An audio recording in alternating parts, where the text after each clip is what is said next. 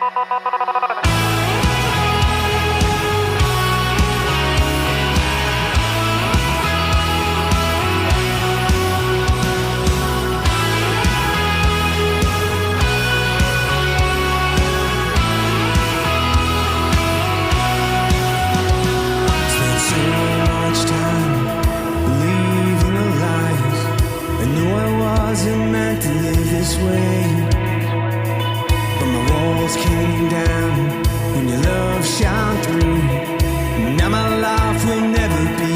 almost want you to, but I'm going to be like, so.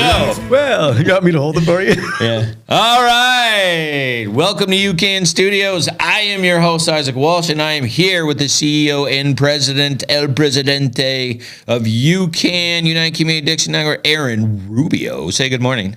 Good morning, Isaac. Good morning. Before we get to him, if this is your first time, please go to UCANMichigan.com. And if you know someone that's struggling with drug rehabilitation, mental health, or needs help in that area, have them go to UCANMichigan.com, click on struggling, and we have help there. Put in your information, and we'll have someone call you within 24 hours. If you know someone that's just struggling with life in general, food, clothes, baby formula, needs some help, mentally or spiritually, please have them go to spiritualwarfareunit.com, click on struggling. We have over 20 different nonprofits we are partnered with in the Genesee County area to help us, help others, help you. All right, good morning, Aaron. How are we doing? I'm not doing too bad, Isaac. How's things? Dude, it's good to see your face. You've been busy. Yeah, we're both been busy. So yeah, you're like a streak that I caught, but good, not bad. There you go. All right, so here is my shining list of UCAN stuff that you got going, and we need an update because I haven't seen you in here. Yeah, it's for a minute. When we're in here, March? we're not out there, right? Yeah, right? So it's been a while. Yeah, I think it's been March for sure. Man, we've had a bunch of stuff going on, and we're going to get to the whole list. It's going to be great, but I want to know about the golf outing. How did that go? Yeah, the golf outing, man. We're the charity of choice for the Detroit Tiger alumni and friends. You're sporting the swag we gave out this year. Really good time.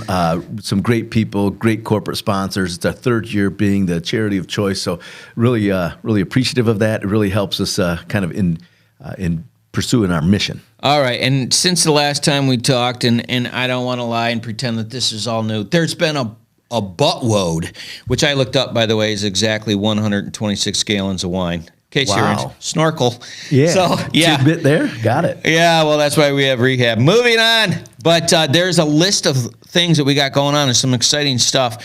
And the whole list on here, if someone want to get it, they can go to, what's this, the website, UCANMichigan.com? Yeah, that's our website, UCANMichigan.com. If they wanted to go to our initiatives, they'd click on the community initiatives, and they would all be there. They could get more information. All right, Dave, pop on the community initiative so people can see that. And if this is your first time and you want to check it out, go to UCANMichigan.com, click on initiatives, and you can see it for yourself and while we're talking here. But the first one is the hospital initiative, which was your invention, right? Resources, Dave. Yep.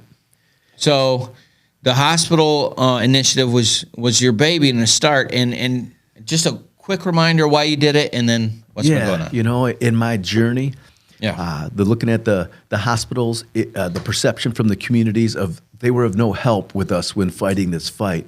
So instead of just saying that from the crowd, you have to strategically work with them to synergize with them to make the evolution of healthcare better, right? And those are all smart words. Yeah. So, like for stupid people, that means like someone would OD and they didn't have anything for those people that were ODing, so they just kicked them out.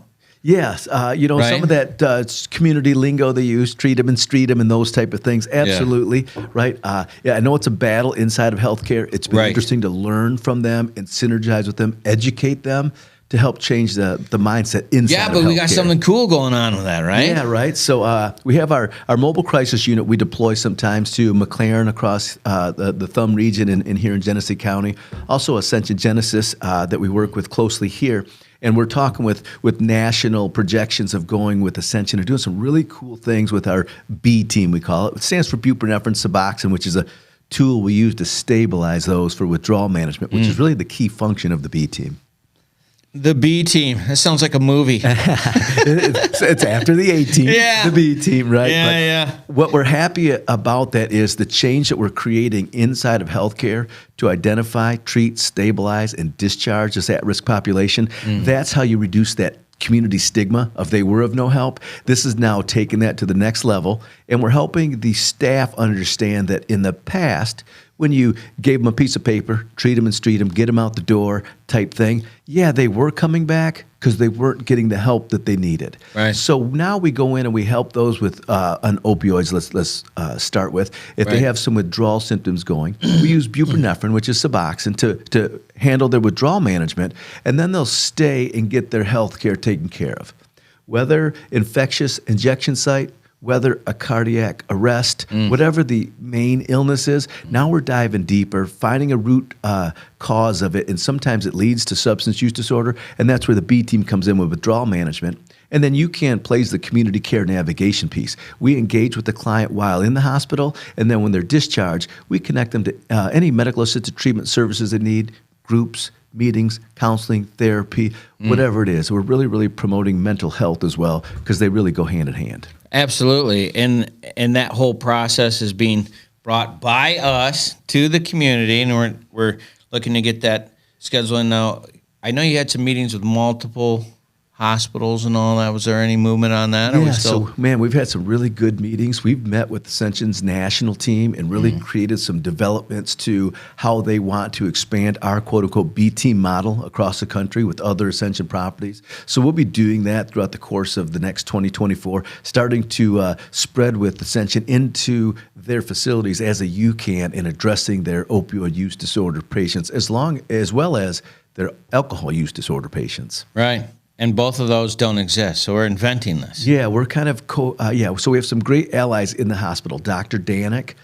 he's been a great ally with just volunteering to lead the charge to help change healthcare, create new standards of practice inside of healthcare for identifying, treating, stabilizing, and discharging this population. When you get a guy from the inside helping you, you can then make progress. So very thankful for Dr. Danik. Dr. Masternick is a mentor for our group. Melissa from pharmacy helped us get out of the gate. A lot of residents help us. So really building a team inside of the hospital, and people are actually identifying us when we come in, like, hey, there's the B team, or hey, you can. So it's really, really neat to be a part of that. And if I was to ask, just statistically, like how many people would a hospital see in a month that are dealing with this kind of stuff? Yeah, so they see hundreds a month of different people coming in. So our B team, we're for the opioid fight. We're kind of focused on that. But because of the situation and the overwhelming population of alcohol use disorder, we're kind of branching into trying to at least counsel and implement some protocols with them. We've met with some very astute companies that help fight the fight with medications, and we're kind of working and finessing that. I kind of save the name to protect the innocent for now, but there's a great evolution to the way we're going to treat alcohol use disorder patients inside of the hospital. So all of this is really good as part of our clinical community approach to substance use disorder. That's the key to what we're doing that can be replicated across the state, across the country, and around the world through healthcare, and that's the change we're after.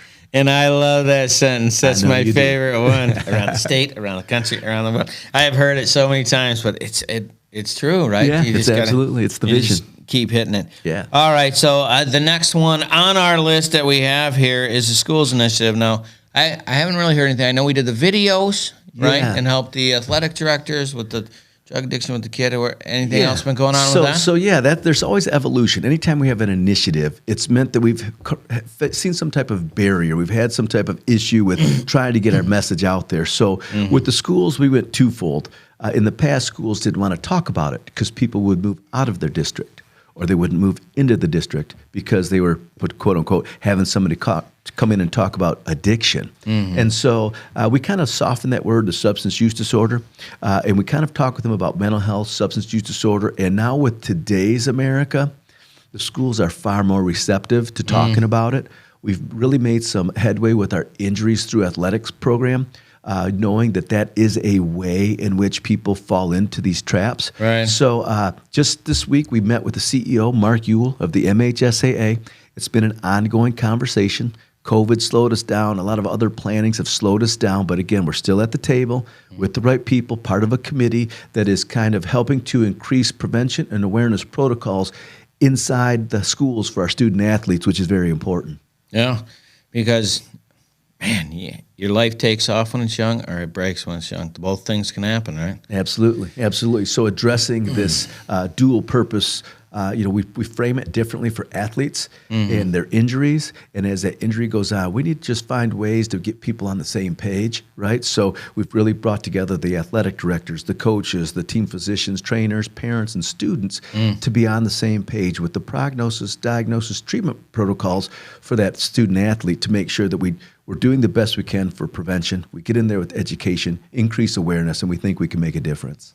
Yeah, no, I know you can make a difference. I've seen the videos, and I remember putting them together, and, Right on. and there's unfortunately no competition, which sucks and is great, but also is not that great. We're definitely behind the times on that. I think because it's such a touchy topic. Yeah. So we got in through the athletes because we can't argue with injuries in athletics. So that was our way to kind of get in there, soften the quote-unquote addiction and it being so vulgar and violent to, hey, substance use disorder, and anybody can succumb to it. Let's do the best we can for your student athletes to make sure they don't become a statistic. Right. So on the other spectrum of that is the seniors and addiction, which is something that until you brought it up, it didn't even enter my brain, but I ended up being, when you told me it was number 2 on the list, that blew my mind. Right on. It blows most people's mind, right? Yeah. So our SOS program, we monitor, we're going to talk about that, but we monitor Narcan injections given every 2 weeks, in our case, in Genesee County. And so we monitor them, and it gives us some statistics, right? Race, age, those type of origins, what city they were in, what zip code, if it's Flint, et cetera. We can really break it down. But the thing that always does stick out, every time I do a Narcan training, I use the stats to make it relative in those counties. And on most counties, the 55 and olders are always number 1 or 2 as far as overdoses every 2 weeks. And people kind of look at it like, are you kidding me? We've been out at the Senior Power Day, and they ask, like, what are you guys even doing here? Right. And I tell them, well, the statistics brought me here for you guys, right? And it's shocker to their population as well. So, so we've really started to focus on being out in those areas where the seniors are, and education and proper use, misuse, disposal of meds and such, just to make sure that we're helping them and raising awareness for them. COVID, isolation really has an effect. When's your next drug take back or whatever? Yeah, so we do 2 a year, one in April, one in October. In April, right? okay. So in April, we'll do it again, and we're usually at some venue in the community. Last year, we did it with Davison Pharmacy. In the fall, we're usually with Ascension on their properties with their pharmacy team and that. So we're always out there again, promoting that proper use, misuse, storage, and disposal of meds. That's one part of a crazy pandemic that we're in. Yeah, right. And you guys have been good at this. And I just wanted to get that in there. So in April, people can go to the website and check it out. And Absolutely. See the time We'll of have day. our DEA Drug Take Back Day. It's usually the 3rd weekend in April, probably April 21st through the 24th, somewhere in there is usually the weekend. So, yeah, we'll have that up on our website. That's definitely on our target for 2024. All right, perfect. Well, before we get to any more, we got to go to our first break. Okay. This is your first time. Please like, share, and subscribe and help us get the word out. Everybody knows someone who needs some help. Sit tight. We will be right back. Taking a quick break from our podcast, I wanted to let you know about our life application program that we have for churches and nonprofits in the area that are trying to find programming that they can use in case the corona shuts you down and you're not able to get in. You go to spiritualwarfareunit.com. You click on our episodes, and you can check out our programs for as little as $29.99 a month to make sure that we're still getting the word out to those people that need it. Now, back to the program.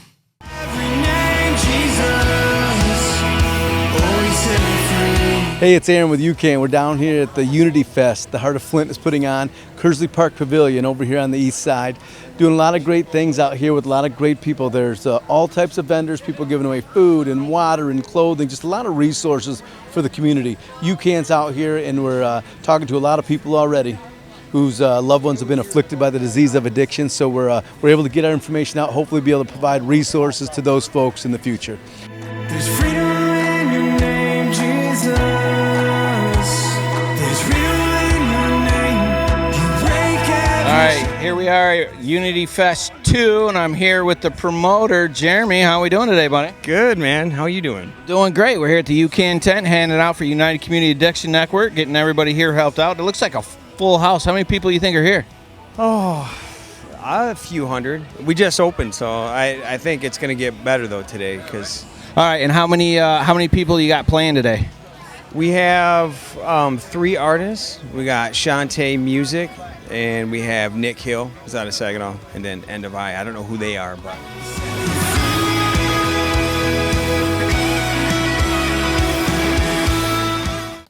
All right, welcome back to UCAN Studios. I am your host, Isaac Walsh, and I'm here with Aaron Rubio from Hey, Isaac. UCAN. How we doing? I'm not doing too bad, man. Thanks for having me back. I made it back. Absolutely. Well, listen, we know you're not in charge here. We know who's in Right. charge here. Yes, There's a great Dave's inside in joke. charge. That's right. Dave's in charge. Right. And we might have to put that on a side shot. God, that was such a great Side video. shot, Yeah, you create know. some apparel, some swag, and help us fund our mission. Yeah, and for those people that do some donating, we might be able to get them access to that 11-minute video, which was really, we actually had security called on us because we were laughing so hard. right? Yeah, that That's was funny. very funny. Wait a minute, moving on. Anytime I'm having a bad day or kind of struggling a little bit, I throw that on and it gets me right back where I came That's right. It's a giggler. But anyways, all right, welcome back to the show. And if people want to check out what we're talking about, please go to UCANMichigan.com and you can click on what? Get help now. Get help now or community events or Community initiatives. So see our initiatives. It's a very workable and usable website. It's very user friendly. Some really good info on there. Yeah, no, you've been doing great. You've been super busy. Keeping up with you is not easy. Yeah, well, actually. We're busy, that's for sure. We like to keep moving. Yeah. I just try to get one day a month, you know. I'm like, hey, big fella, can you just slide me in there? Right on. No, but it's all good. So we got done talking about the senior care initiatives, Yes. and our K9 detection team Yeah. has been a cool thing. And now, are we still the only place that has a non-police drug dog? Is that still what we have? Yeah, okay. that is it. So our narcotic odor detection, Hans and Chad, they Sure, help- it's not Franz? Hans and Franz.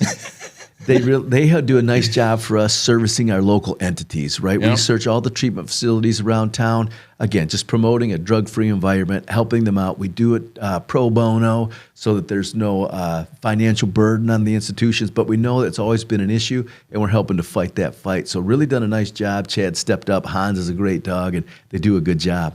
Had a little expansion to our detection team this year. Yeah. We trained another dog, Whiskey, with the K9 handler Dale, and they do bombs and missing persons. Hold on. Right on.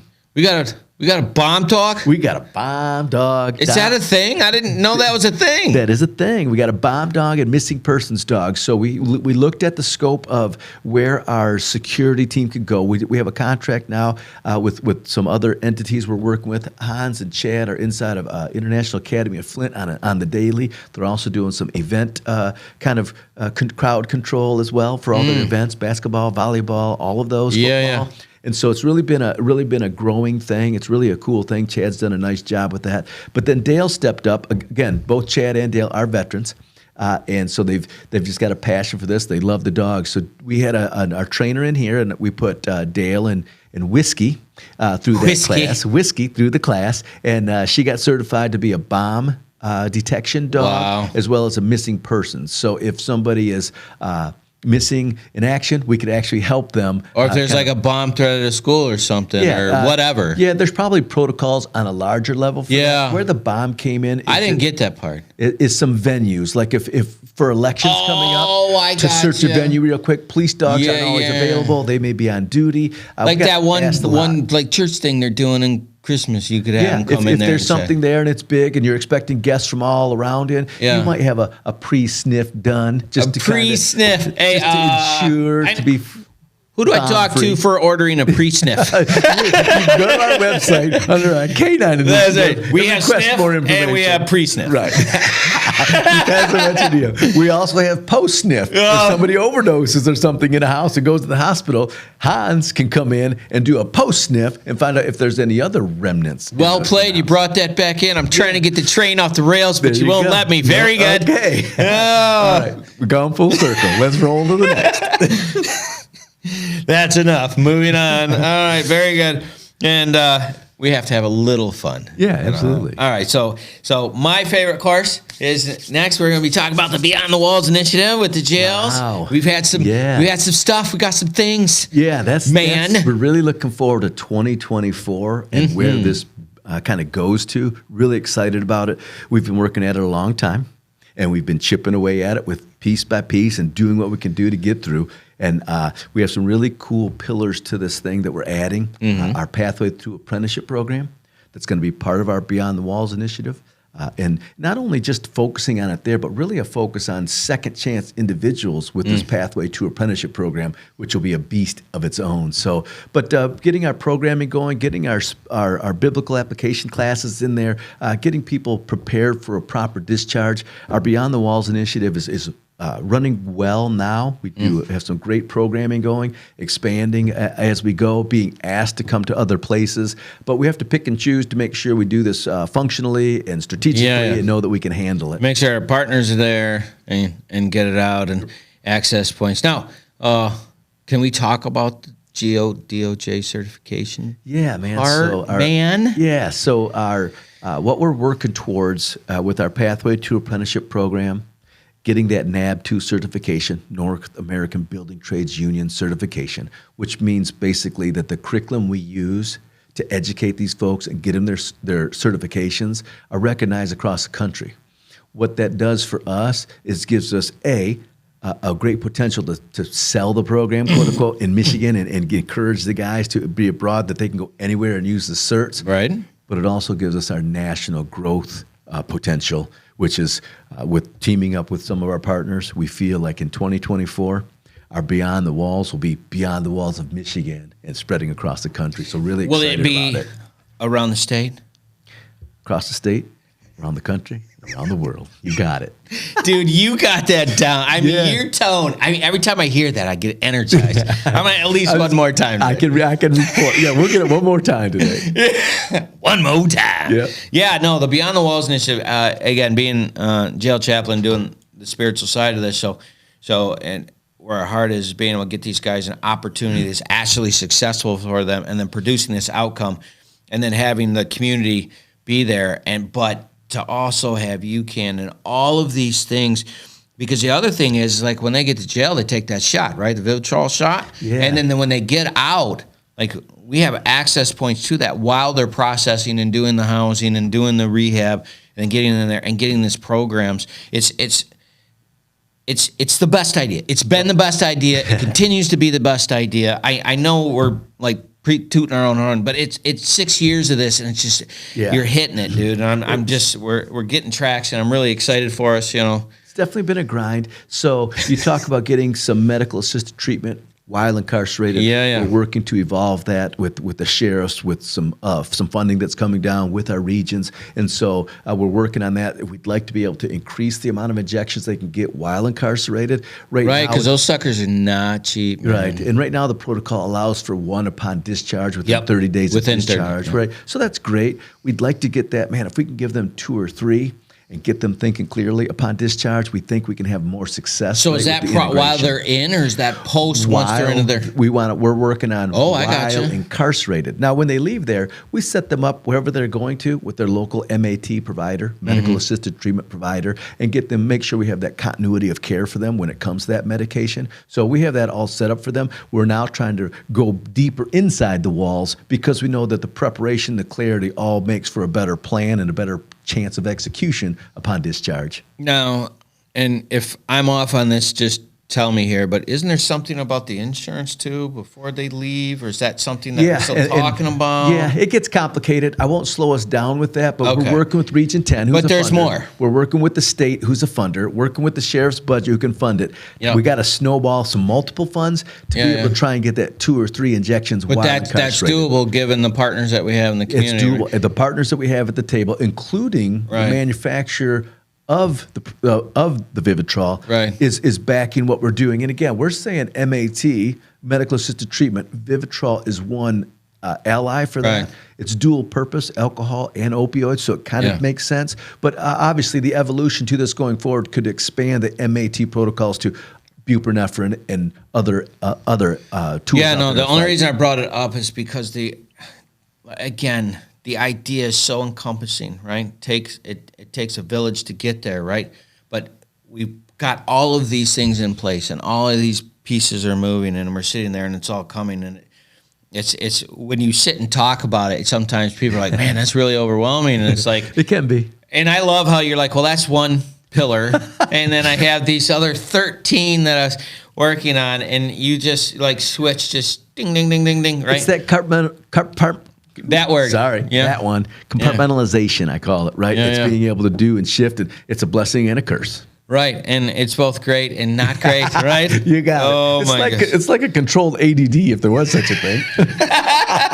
See, there's a purpose for Right. ADD. I knew what it was. Snorkel, shiny thing, Use it. squirrel. If you got it, use it. Right, absolutely. Whatever it can take, right? You got it. All right, so we talked about the dogs. We talked about Beyond the Walls initiative, and the SOS program. We touched. Yeah, we on touched on that about our seniors, right? Yeah. To summarize that, it's System for Opioid Overdose Surveillance. Right. And yes, I know there's 2 O's, but for simplicity, we went with the SOS program. Instead of SOS, Right? So SOS. SOS. So what we do is we can go to any county that we work with. Right now, Genesee, Lapeer, Tuscola, Huron counties. We're expanded to Detroit, Wayne County here shortly. And we will monitor Narcan injections given every 2 weeks simply by EMS provider stats right now, which is your ambulances, right? And what we can do with that is just put a better gauge on what the situation, how the pandemic is affecting our counties, and then also the stressors that it puts on first responders, ambulance, police, fire, et cetera, and see if we can help them to plan and strategize. A way we would use that with our strategic partners like our EMS responders are we can dictate the days and the times based on the stats where they can probably park their ambulances to be a little bit closer, respond a little faster, and probably have better outcomes all around by using the stats of the SOS program. All right, and just so people know, because when you first told me this, it blew my hair back, so to speak. But Off. whoa, Yeah. Moving on. So, anyways, that was a really good one. I got Gotcha. nothing. Hey, you got me. But when you were telling me this, you said the stat turnaround on this is how fast? So we're every 2 weeks. All right. We're updated every 2 weeks. So every with this 2 weeks. program. And the reason why that's important is because everybody else that doesn't have this program is updated how long? So if you get general stats from like a medical examiner, sometimes those stats are a year, 12, 15 months behind depending on their workload and capacity. Okay, hold on, we'll stop. This is one of those things that we do that is really revolutionary, okay? Yeah. And when you partner with associations like University of Michigan Ann Arbor, through their Injury Prevention Center, who dial up all the statistics for us. They have analytics and they run them for us, with us, and then provide us the intel. It really helps us to educate the communities. I use it for Narcan trainings. We use it for strategic planning. So there's definitely a great use for it as far as that prevention goes. Yeah, and that information is the information that lets you know you need to be on the east side on Tuesdays, you need to be on the north side on Wednesdays, because here's the average amount of overdoses that we've managed in these different areas, which is extraordinary. Well, here's a simple piece to the puzzle. EMS providers, with their budgets so tight, generally speaking, would say, hey, on Friday night and Saturday night, it's the weekend. We need to double staff and take this Right. risk, et cetera. And then if we look at the stats, it isn't Friday or Saturday. It was Thursdays for a long time, so we blamed Thirsty Thursdays. And then Yeah. it shifted gears over the past couple of years to Tuesdays. So Right. this is the days. And then not only on Tuesdays on the north end, west side, south side, we can tell you where to best be in proximity to where the most of the overdoses are taking place. Right, and that is amazing. Unfortunately, we already got to go to our next break. Okay. Please sit back, like, share, and subscribe. Help us help others. We'll be right back.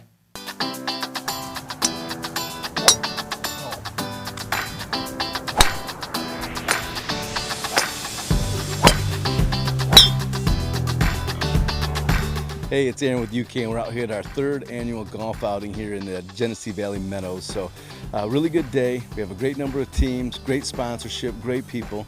We're hoping for a great time. The weather's good. So, we appreciate all the support we get at all of our events. It helps us fight the fight that we fight. So, thank you all. Stay the course.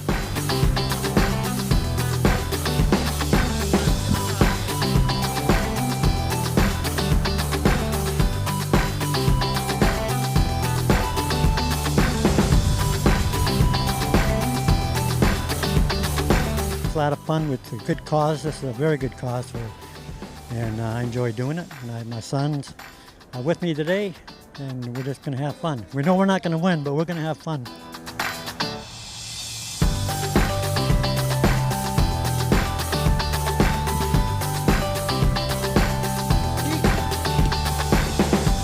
Oh, today is an awesome day today. This is our 4th or 5th one here, and can't thank UCAN enough for what they do, especially on this situation where they have this outing, Mark and Debbie and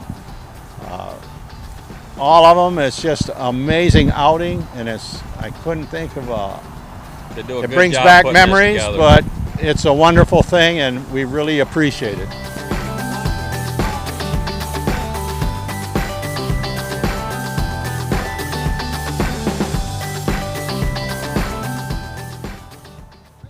Welcome back. I'm here with Chad. He's here with our drug dog, Hans, and he's been a big hit at the Depson Dogs. Tell everybody a little bit about Hans for us.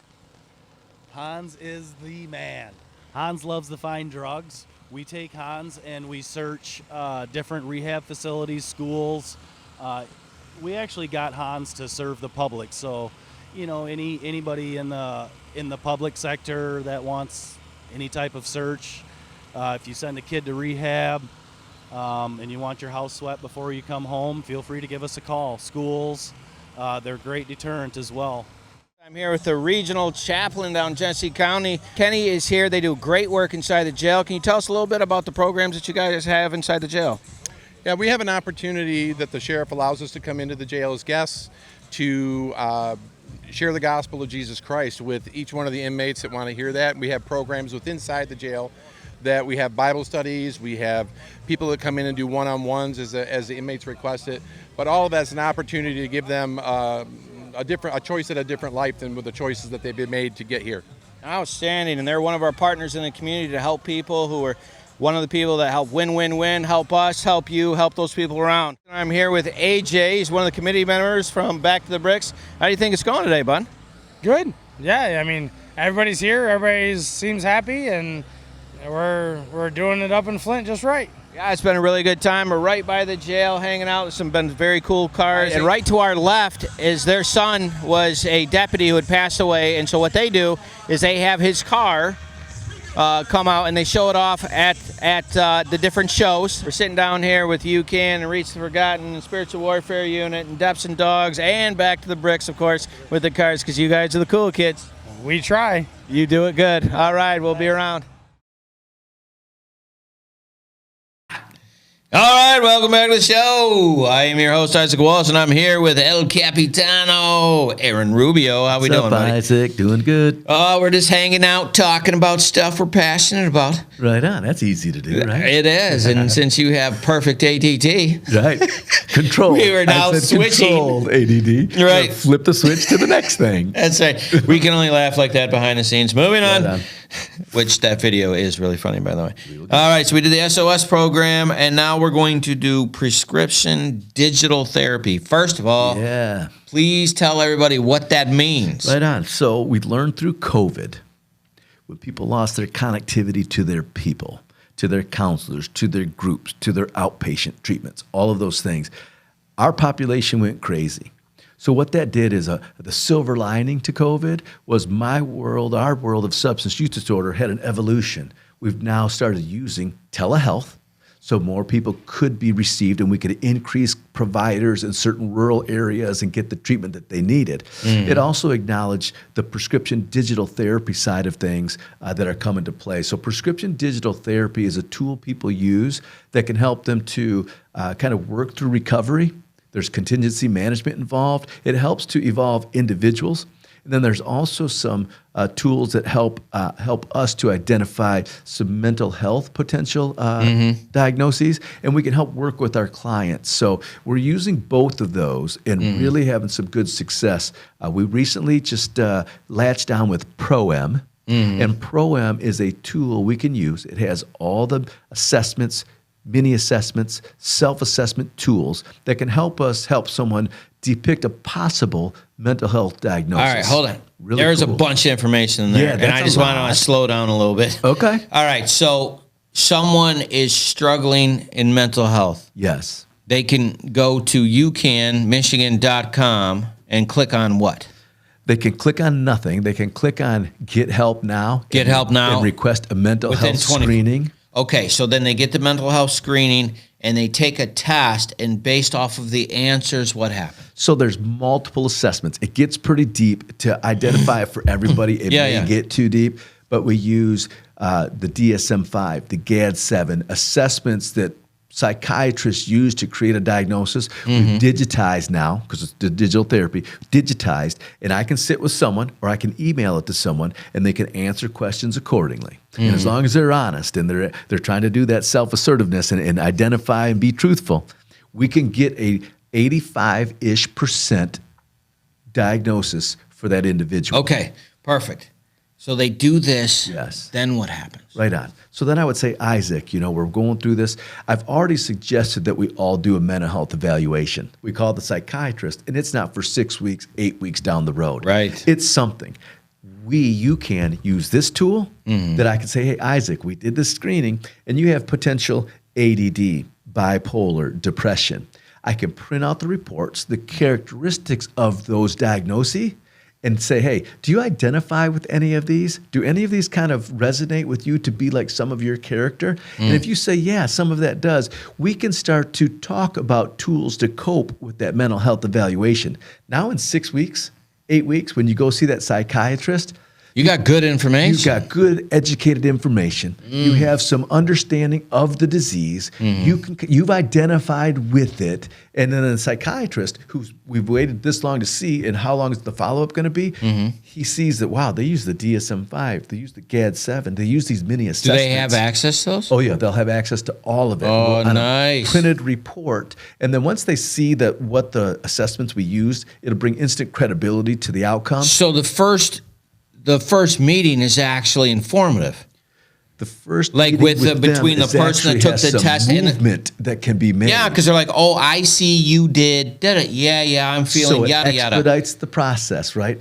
Nice. Another thing that does, that's great for our clinical side. Yeah. The community side. If I tell you, hey, in 8 weeks we're going to get that, we'll get going, you're in a limbo for literally 2 months. And Right. 2 months in the mental health world Long is time. eternity. Yeah, long What we time. can do with this tool is at least get a possible diagnosis or multiple and begin to feel like we have a plan and we're working and we're getting better until it can be validated by someone down the road. Okay, so we make next question. progress. Right. And that's all amazing. Yeah. So next question. Like, this sounds like shiny new. Yeah. You know what I'm this is saying? new Like stuff. idea wise, this sounds like, hey. Yeah, this is good stuff. It is new. We just did an interview with Pro-Am. We've been onboarded. We're running this now, right? And so really cool. You'll see they're going to actually do a media splash here probably in the next few weeks. I did my interview. We did the photos. We got all that. It's coming soon. And that tool is handy. You know where else it's handy? Inside the Department of Corrections. Oh, really? Yes, because inside the Department of Corrections, when somebody is there, usually psych doesn't come in unless someone's homicidal, Dude, those suicidal. people, let me tell you something. Those people are so overloaded. It's not possible. Just think if you had a psychologist. It runs 580 allegedly full. How? Right? You can't.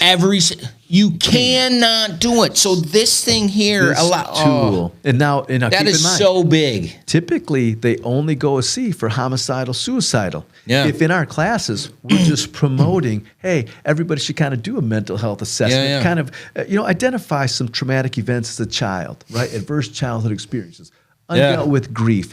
Whatever it is that's there, sometimes you don't even know it's there. Yeah. So we always encourage to start, scraping around a little bit and see if we can find a root cause to our behavior. Yeah. This tool will now allow us to serve a population of Department of Corrections that doesn't get served, just people generally doing a mental health screening to understand, do they have a mental health disorder and or possibly. The other thing that makes that super big is like all the mental hospitals closed, right? Yeah. So that had to be picked up, and unfortunately, a lot of that happened by the county jails, and it's just not fair. It's just It's not fair. taxing, right? And So this is actually this is- an answer. We've identified that need, that gap in service. And Him and I we're know now about coming this, up but with this is another one. obviously one of my more favorite because this is such a big thing. One, the people that are working, like when you walk into someone's desk and they actually have a pile, well, how many are you going to get to a day? Well, probably 10. Well, what are you going to do? I don't know. Like, you know how much you got to care about something to see a pile like that, knowing you're never going to get down to the bottom of that thing? I mean, that. This will help the flow and work synergistically with our strategic partners, whether it's the psychiatrists on the outside or whether it's the jail and their population. Right. We start getting this going and having people I'm telling you can change the culture inside of jails too and have a whole new outlook for the possibilities of your inmates. Absolutely. Absolutely. So that is really fun. I'm really glad we got to push on. Thanks for letting me expand on that a little bit because it's the scope of that thing is the potential of that is really big. You know, You'll hear a lot more of that as we go in 2024. We put these pieces of the puzzle together. We really have some cool things coming. Oh yeah, we got the gun loaded, baby. We're coming. We're getting close, man. That's it. Well, you know us veterans, we like our weapons. Anyways, moving on. Did you want to do anything with Grief Share, or did you just want to skip that part? We have a great partner with Gerholz. We created some Grief Share curriculum for those who lose somebody to substance use disorder. Right. Under the premise, we've heard from so many families that once they lost someone, that the typical Grief Share groups didn't kind of deal with some of the things that they were dealing with some unfulfilled expectations, guilt, and some other things that they have in their mix. So I work with Gerholz. We did a pilot with 10 parents who lost somebody, and we actually talked about emotions and feelings and strategies. And then we went back to the table and created a curriculum specific to those needs. And now we run that group, and anybody now, what it did is twofold. It helps us run a group for those affected that we know. It also helps Gerholz now service a whole population of people that maybe we don't know that are coming to them for that help. So again, a community strategy that helps us both get better, stronger, faster at whatever we're doing. And is that a part of the Purple Day that you do at Insight, or is that? No, that's different. Okay. That's a different day. All right. Well, all right. Moving on. All right. That was emotional. Those videos. Did you see those? That was International Overdose Awareness Day. Yeah.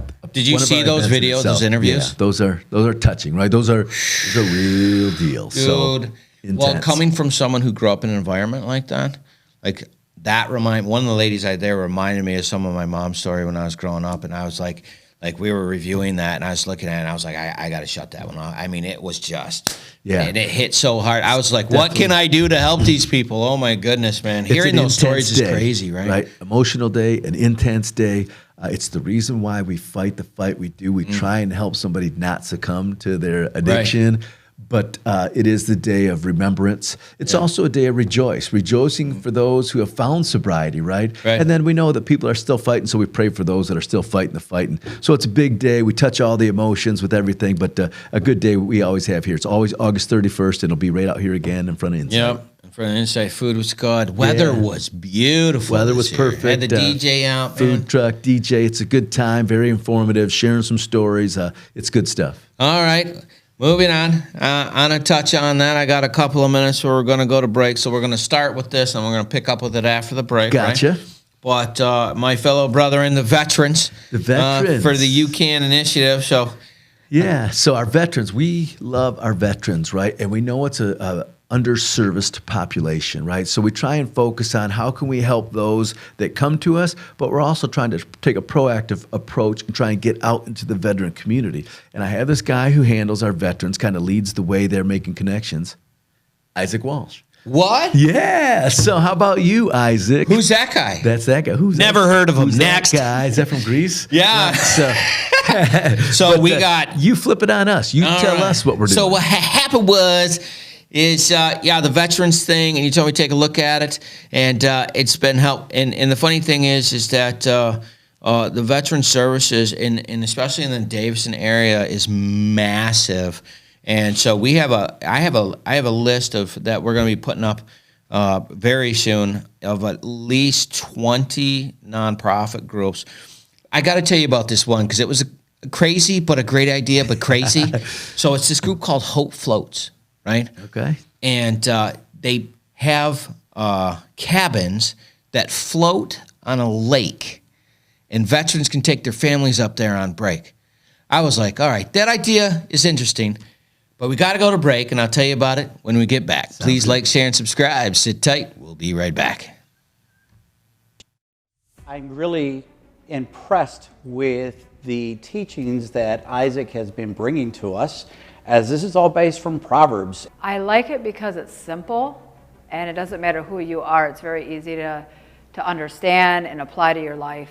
You know, it points out, you know, my bad parts, and you know, but it's showing me how to do the good parts.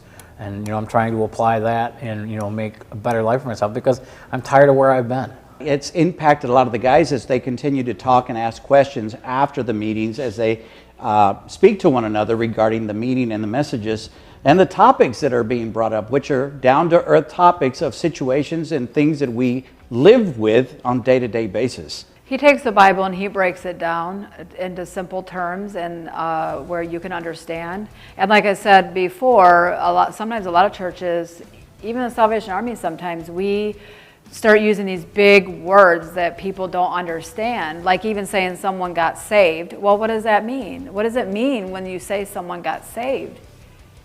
And it's accepting Jesus into your heart. So it's like words like that we use that people don't understand. It's just very interesting how he points out, you know, the different things of, you know, the sin part, and then he comes back with the, you know, how to make it better, and he just points it out. It's there. You know, I didn't know all this stuff was in there, but now that he's pointing it out, it's like, wow, you know, I guess if you really dig into the Bible, you find these things. This is a daily moral standards that we can live by, that the teachings are coming from. And honestly, we can take verse by verse as what he's done, and pretty much he's done the hard work for us, and now laying it out so that we have an easier understanding. There's some people who don't like to be in Bible classes, but this one seems to get their attention. Do you have a nonprofit in your area that's doing Aaron Rubio, El Capitano of UCAN. Yeah. And so we were just talking about some of our veterans initiatives, and I was talking about Hope Floats, and there's a bunch of them. Strength in Numbers is a non-profit right that helps veterans with food and clothes and microwaves and socks and everything. Just a lot of good organizations out there helping our veterans, which is really cool. And the 22 a day and some others are really, really a cool. Just a ton of them, and the woodwork that these guys do is that from Hope Floats is extraordinary. Nice. Whoever the guy is that's doing that is so talented. It's just extraordinary. Anyways, and so we're working with them from Hope Floats, right? So he comes up with the idea: who doesn't want to live on a lake? And so he decided to make cabins that float on a lake. And the first time he told me, I was like, "Wait, what?" The houseboat. He's like, yeah, like a houseboat. And it's where veterans can go up and they can spend time and decompress from the stress, right?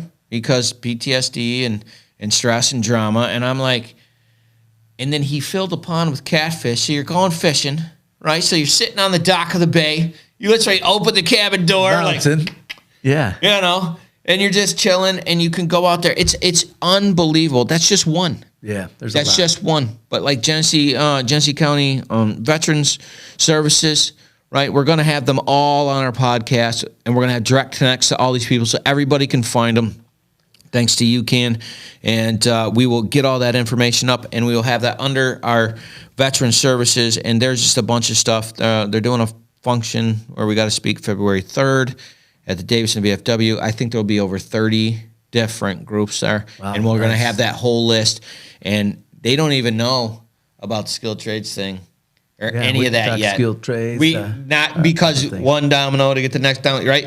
And it's like, well, we're going to do all this and help you out, and you don't even know this gem's just chilling, right? Right on. In the background. So yeah, definitely. You know, we take care of our brotherhood, and we make sure that the veterans is good. I love being a part of that facility. I love that UCAN allows me to go to those events and do that stuff. We appreciate our veterans, obviously, and appreciate the work you put in for that. Chad and Dale, our K-9 handlers, are both veterans. So we definitely have some veterans that are giving back to us, so we give out to them, and that's a population that we'd like to see. I know our Pathway to Apprenticeship program and that for the second chance individuals and how that's going to help and impact those. Another piece to that puzzle is the helmets to hard hats. When people are integrating from the military and coming back, and we can help them facilitate with the same program and take them from their helmets to their hard hats with the education they need, and we'll still help them with their mental health. We'll still help them with substance use disorder. We'll still help them navigate entry into society. That is a big issue I hear commonly from veterans, is just integrating back into society and living life. But you know why? Is typical. Well, I guess I don't know by lived experience why, but I hear the... Like, what do you hear? Man, that just the way life was, and taking orders and how to communicate with people, and just the... did they serve in wartime? Just so many factors. Yeah, there's two or three things, man. If I take a second to highlight, yeah, you're the man. It's super important. Got it. Is like, if you're wartime, it's a foregone conclusion what your issue is. Right on. Okay. Right on. But secondly, when you're regimented, right? You're in there. You get up at this day. You do this time. You do your classes. You do your downtime. This is when you eat. This is where you sleep. This is what your bed looks like. This is everything's registered. So when you come home. And then you have to, you get trained on being hyper vigilant. That means you have to be aware all the time. You ever seen a veteran go, "I'm not putting my back towards the door"? Absolutely. You probably heard that, right? Yep. Because you're not supposed to do that, right? And then when you get trained on that, you don't untrain that. And then people are like, "Oh, you're so tense." It's like, are you sure? Right? Because Right. Well, I'm so used to my environment being hostile that when it's not, and then sometimes society is just like, "Man, you're kind of a jerk," and it's like, "Yeah, I know, but I'm trying." You know, and so that's the kind of stuff that we can help these guys with out, and being able to do that for these guys, especially when it's like, listen, and chill girls. out, and girls, right? And it's like, listen, let's help you get a good paying career, and then let's get you some people around you to help be successful, that have some similar experience, and let's get you into this area. You're struggling with drugs or alcohol because you're trying to cope. Got it? Makes perfect sense. Let's help you out. Let's help you. You know, and then. You know, all of those people in addiction, the reason why I love people that struggle with addiction so much, because, and from my perspective, they were all looking for peace, but they settled for numb, you know, and that spiritual component becomes the guiding backbone that they're looking for. And when you see that go into people's lives and come in there and, you know, UCAN, again, looking at the whole community and getting everybody a piece involved for those that choose it. And it's been a lot of fun. It's been cool to see our growth, right? And you touched on our spiritual side of things. Yeah. So UCAN, multiple pathways to recovery, higher power, all of the things that we're open to help, whatever works for somebody. We, in general, through UCAN, say, hey, any pathway you got. However, we like to hone her down a little bit and know that Jesus, God, is the way, the truth, the light, right? And so we like that. So we've created, and you operate, spiritual warfare unit. Yeah, because it's a battle, right? Yeah, every day. And what we try to present to people is this, and I'll sum it up in 2 minutes, right? I'm just going to ask you a series of questions, and you just tell me the answer that you think. Like, if someone has a choice to fail or succeed, which one do you think they want? Succeed. To succeed.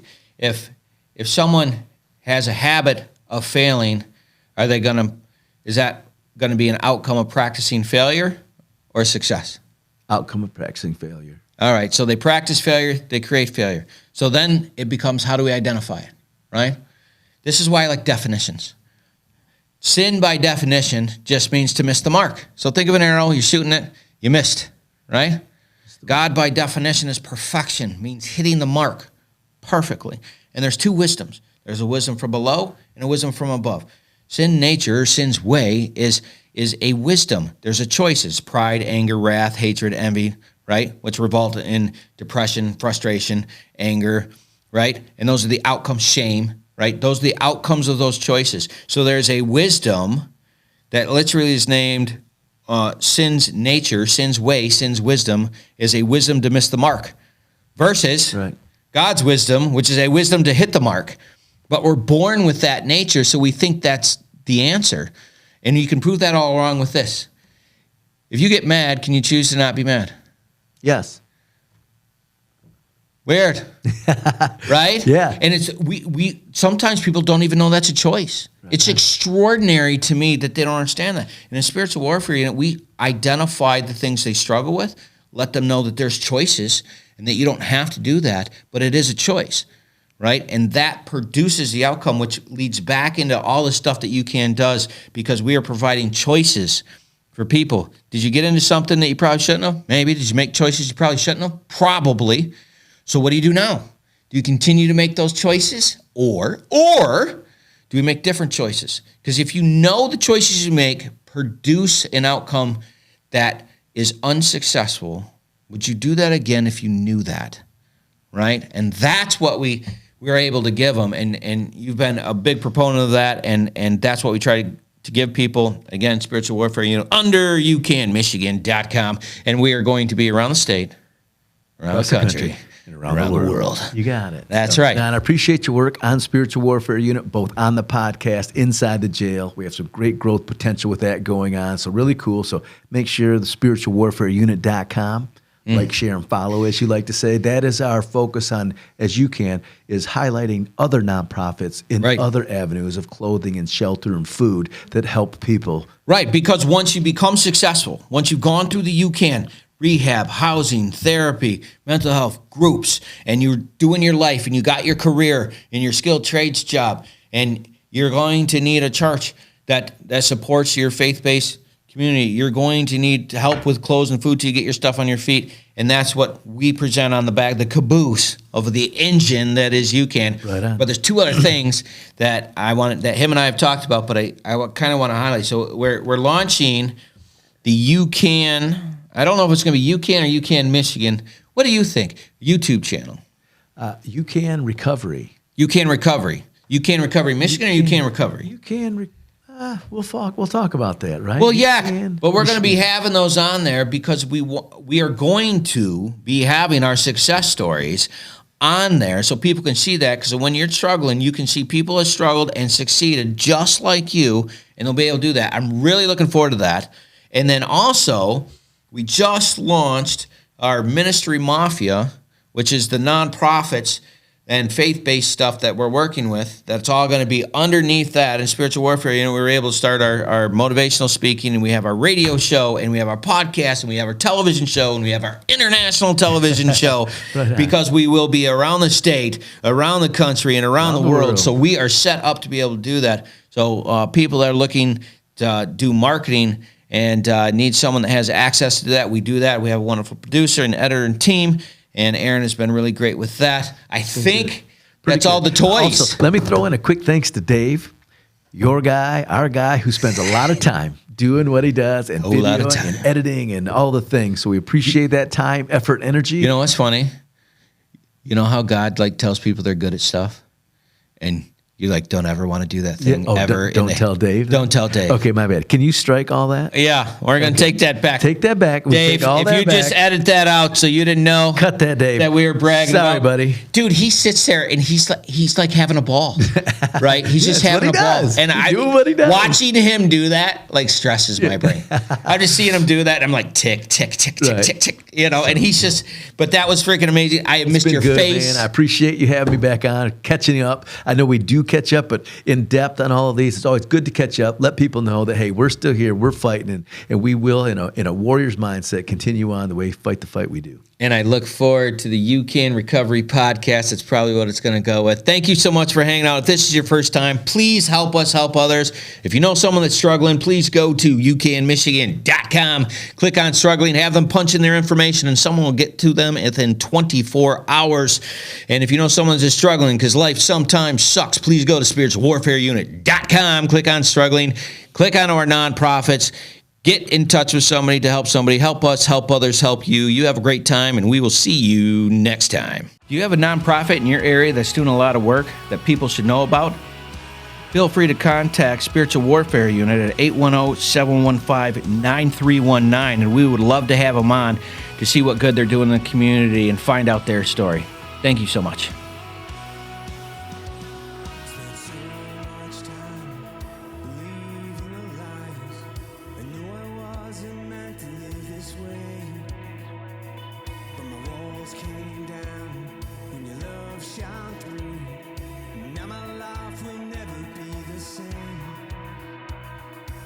Too much and let me stay this way. Jesus.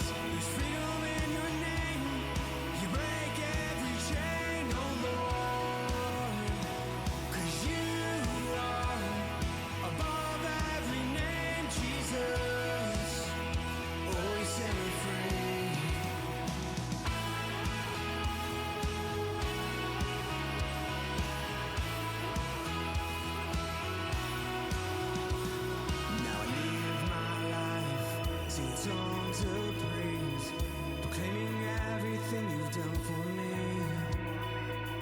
'Cause my walls came down when your love shone